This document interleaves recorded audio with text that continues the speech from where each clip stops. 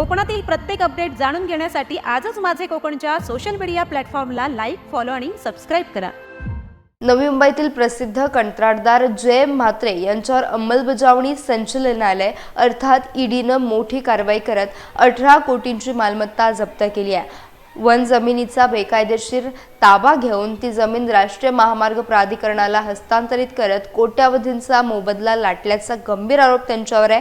ईडीनं आतापर्यंत उरण आणि उल्वे परिसरातील म्हात्रेंची एकूण 70 कोटी रुपयांची मालमत्ता जप्त केली असून त्यात 3 मोठ्या भूखंडांचा समावेश आहे.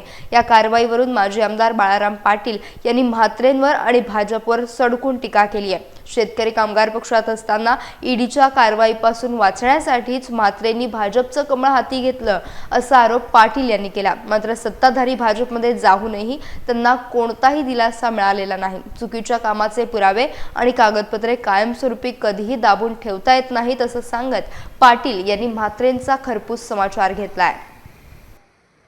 जयम म्हात्रे यांच्या कंपनीवर ईडीची धाड पडलेली आहे आणि त्याच्यात त्या ठिकाणी 70 कोटीच्या मालमत्ता जप्त केलेली आहे.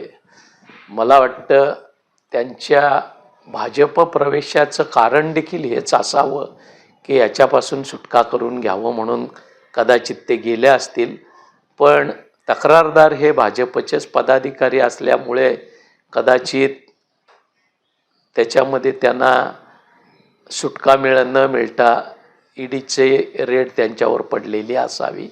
निश्चितपणानं काही गोष्टी ह्या